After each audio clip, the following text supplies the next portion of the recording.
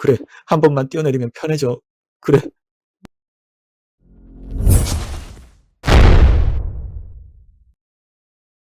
으, 으.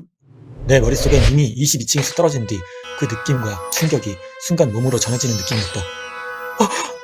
난 순간 내 자신도 놀라서 손을 놓고 바닥에 주저앉아 울고 말았다. 살면서 처음으로 느낀 감정이었고 행동이었다.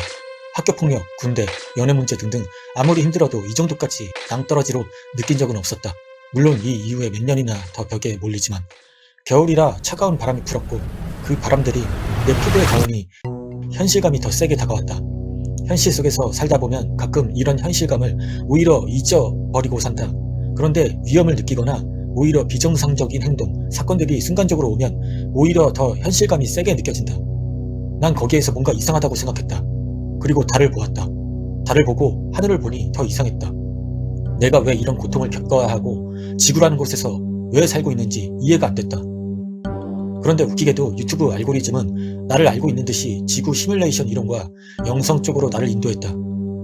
우리가 살고 있는 세상은 진짜일 확률은 10억 분의 1입니다. 여러분들은 지금 진짜 현실에서 살고 있다고 생각하시나요? 지구 시뮬레이션, 즉 우리가 가상 게임 속 세상에서 살아간다는 이론이다. 난 이걸 보고 더 생각에 잠겼다. 그리고 더 생각했다. 정말 내가 왜 태어나고 어떻게 이 지구에서 이 모든 것들이 있을 수 있고 자아라는 게 있을 수 있는 거지? 너무 이상했고 특히 이 지구에서 나갈 수 없다는 생각이 맴돌았다. 그리고 어느샌가 난 이것에 빠져 있었다. 형, 그거 알아? 앞으로 우리가 문명이 더 발전하면 게임도 현실과 구분이 안 되고 결국 사람들은 현실이 아닌 게임 속에서 살아가게 될 거잖아. 왜냐하면 은하도 개같이 넓은데 은하군 이상을 만들어놔서 애초에 밖으로 나갈 수 있는 시스템이 아니고 원자 자체도 아니 텅 비어서 실질적으로 우리 내에선 만들어진 세상에서 살고 있는 거라고. 그래요? 그래서? 뭔가 이상하잖아. 왜 사는지도 모른 채, 왜 태어난지도 모른 채 사는 게. 난 그런 거 모르겠어. 지금 애 키우기도 바빠서. 난 말할 사람도 없고 형에게 이런 이야기를 해댔다. 하지만 형은 지극히 현실적인 사람이고 나도 이런 것에 옛날에 관심이 없었기 때문에 그래서 난 친구와 전화를 하면서 이 이야기를 했다. 그렇지, 이상하지. 근데 그걸 안다고 해도 바뀌는 게 없잖아. 맞아. 내가 생각해도 바뀌는 게 없어. 근데 그래도 그냥 사는 게 너무 이상해. 그리고 이런 걸 안 이상 앞으로 어떻게 살아가야 할지 그런 정의를 내리는 것도 중요해서 그래. 내가 왜 이렇게 고통을 겪는지 난 그 이유가 너무 궁금했다. 이 이야기는 건강과 직업, 작업 이야기 등이 끝나면 정신과 의사에게 이 세상이 가짜라고 말했다를 연재할 생각이다. 이건 틱톡과 후스타입에 몇 년 전에 연재를 했던 것인데 다시 몇 년이 흐른 지금 그걸 좀 더 보완해서 올릴 생각이다.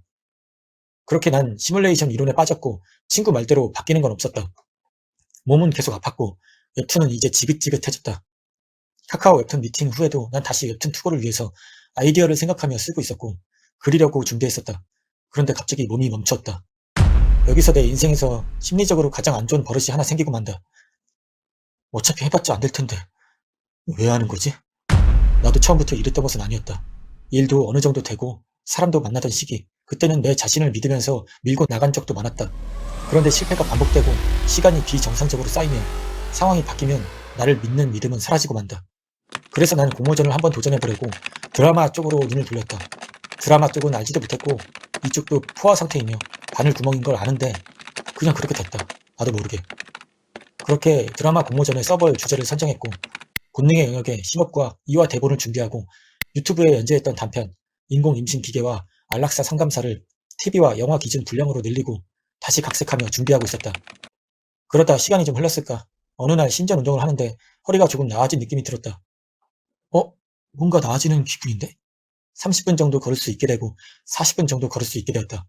문제는 걷고 나서 허리가 아픈 건 똑같았지만 아, 난 그때부터 욕심이 나기 시작했다. 그래서 병신 같은 짓을 하게 된다. 신전 운동이 효과가 있는 것 같아서 허리를 더 심하게 뒤로 하는 시간을 5분이나 늘렸다. 그런데 더 좋아지는 것이 아닌가. 그래서 더 심하게 꺾고 시간을 10분, 15분을 늘렸다. 그 병신짓은 나를 더 아프게 만들었고 이제 증상이 완전 반대 방향으로 흘러가게 되었다. 다시 5분도 걷지 못하고 5분을 걷고 숙이려면 정말 엄청난 통증이 밀려왔다. 예전보다 더 심한 통증으로. 증상이 반대 방향이라 이제는 허리를 숙이는 동작을 해야 살 수 있었다.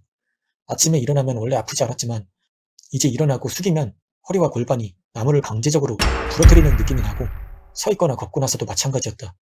난 결국 동네 조금 큰 병원에서 입원을 해 예전에 말했던 신경 성형술이란 시술을 하게 되었다. 그 수술은 아니지만 허리를 조금 째서 더 확실히 스테로이드를 집어넣는 방식이며 이 치료를 하고 나서 다시 예전처럼 30분은 걸을 수 있었다. 물론 5분에서 30분으로 늘어난 것 뿐이며 더 좋아지진 않았다. 시간이 한두 달이 지나 내 나이는 40살이 되었고 2023년이 되었다. 그때 가슴 통증과 견갑 통증은 더 심해져서 살기 싫은 날이 더 이어졌고 난 내 인생이 왜 이런지 너무나 궁금했다. 그래서 타로나 사주는 몇 번 봤었지만 처음으로 동네에 있는 점집을 검색했고 내가 걸어갈 수 있는 동네에 무당집이 하나 있었다. 이 정도면 걸어갈 수 있겠는데? 한번 예약해볼까? 그렇게 난 살면서 처음으로 무당에게 점을 보기 위해 나섰다.